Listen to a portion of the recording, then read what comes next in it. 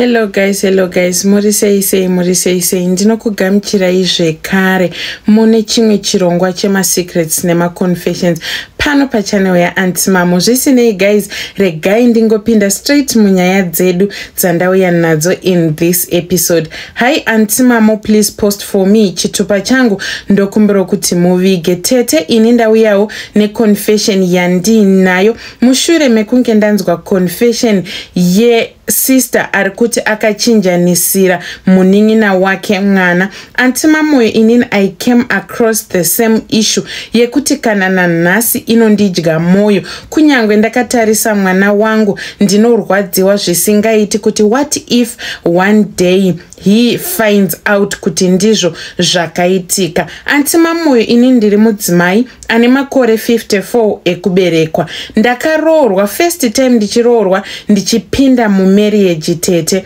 Ndakasangana nedambudziko rembereko. Ndakaita problem yekuti mbereko yangu yakanetsa Aunty Mamo zvekuti ndakafamba nzvimbo dzakasiyana siyana, nyika dzakasiyana siyana ndichitsvaga kuti ndibatsirike but zvakaramba. Kumaprofita kwandainge ndichifamba ndaiudzwa kunzi izvoni kuti inini ndizonzi ndasvika pakuita mwana, it will never happen, nekuda kwekuti ndine mhiko dzandakatosungigwa kudzinza randinoberekwa, izvo zvinova zvichakonzeresa kuti kubata kwangu pamuviri kunge kuchizoshupa. Zvisinei Aunty Mamo, Mwari vakabva vangoitawo minana. Mukufamba imomo ndakangosangana nevamwe mbuya vakangondiuchika nezvinhu zviri very simple vachibva vanditi izvoni ndishandise. Ndakashandisa zvinhu izvozvo Aunty Mamo, ndokubva ambuya vaya vakati inini handidi kubhadharo, asi kana zvinhu zvako zvazoita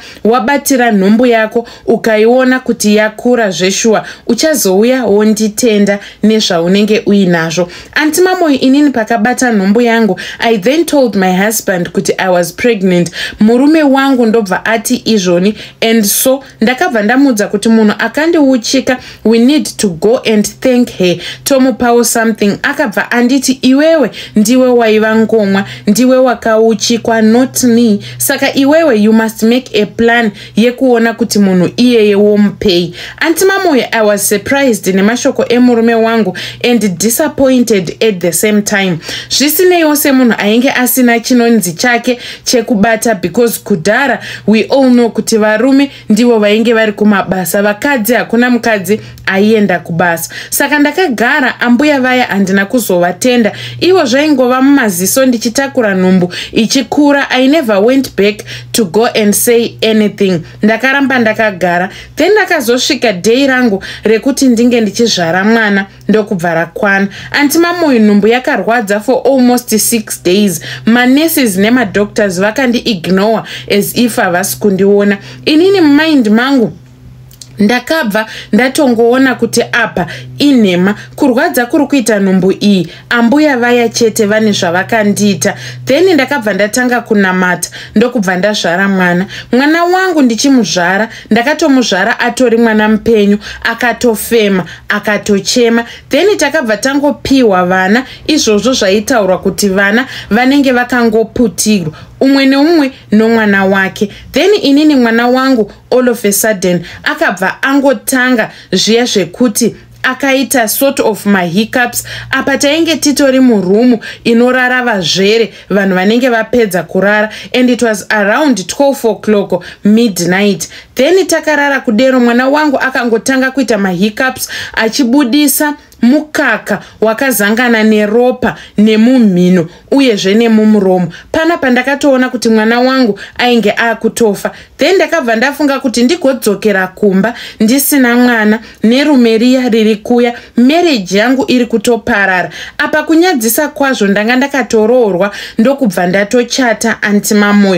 Then zvadaro ndakabva ndaona kuti zano nderipi, paitova neumwe mudzimai wechidiki watainge tapindirana naye mulabor, tainge tiri tese muward imomo. Apa anga achangobvawo kubara, tatangobarirana same time. Ini ndipo pandakabva ndatora mwana wangu ndokubva ndanomukanda pana amai vaya apa vainge vakarara, then ndokubva ndatora mwana wavo ini ndokubva ndamurarisa pangu. Ndakabva ndanyepedzera kurara kutobatwa nehope kuita flati chaiko. Then zvadero mudzimai uya I remember paakazomuka achipepuka achiwana iye aine mwana akafa ainge aine mukaka une ropa mumhino. Akachema mukadzi uya zvekuti kana mwoyo wangu wakarwadza, kana neni I even cried, ndakatochema naye, but she thought kuti maybe kuchema kwandiri kuita kuchema kwekumunzwira tsitsi. Nyamba ainge asingatozivi kuti kuchema kwandainge ndichita ndainge ndichitochema mwana wangu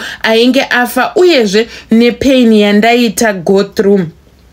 Zvisinei semunhu ainge abara zvakanaka hake, though ndakarwadziwa for a very long time, but ndainge ndisina macomplications ainge akanyanya. Ndakabva ndatonzi ndakutodischargiwa ndiende kuchipatara. I remember that lady, murume wake nehama dzake, they came for her vachimcomforta, vakatora mwana akatoiswa mukadbox ndobva aendewa naye kune imwe nzvimbo yainge iri pachipatara ipapo, apo paivigwa vana vacheche vanenge vafa vachibarwa. Anti mamoyo mukadzi uya akadzokera kumba akatakura mabhegi. Ndaiti ndikamutarisa ndobva ndatarisa mwana wake uyo wandainge ndatora, moyo wangu orwadza. But zvisinei nhamo yeumwe hairambirwi sadza. Ndakazviudza kuti inini hapana pandaizodzokera kumba nemabhegi ndisina kana mwana, nekuda kwekuti zvekwangu ndaitoziva kuti yaitonge iri mhepo chaiyo yainge yakadirwa pandiri, zvekuti ndaisazombofa ndakakwanisa kuti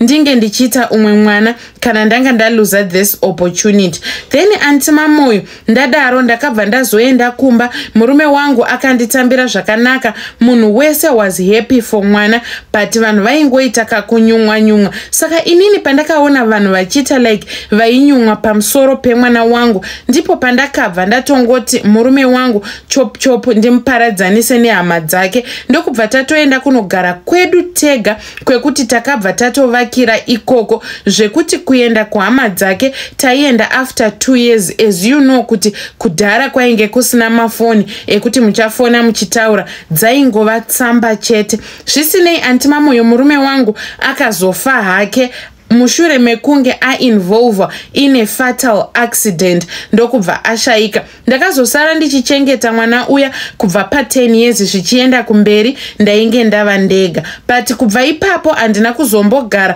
ndabatira imwe nhumbu futi kana kumbovawo zvangu ne-missed period. Handina kana kuzombogara ndasangana nezvinhu zvakaita saizvozvo zvamuchose.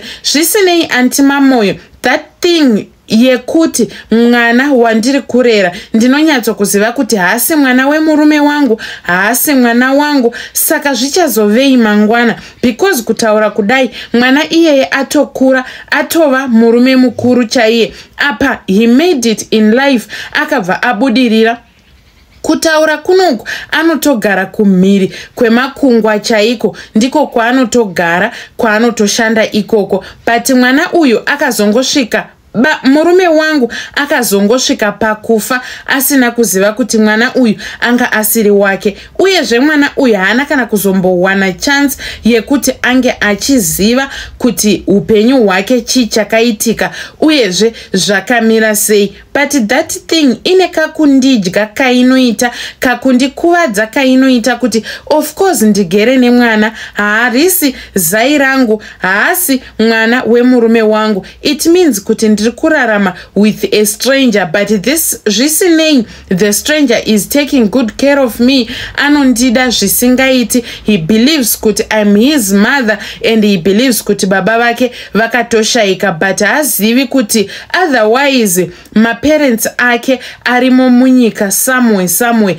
vatori vapenyu, baba vake namai vake. Inini naiye hatina ukama, titori strangers akangosangana chete. Zvisinei, I love my son wherever you are, son. I love you, but I will never come out to tell you the truth. Chokwadi uchazochiziva zvako mwana wangu kana ndichinge ndafa. I love you from the deepest part of my heart. Yo, ndo yanga iri confession ya Heidi. You can tell us what you think in the comment section.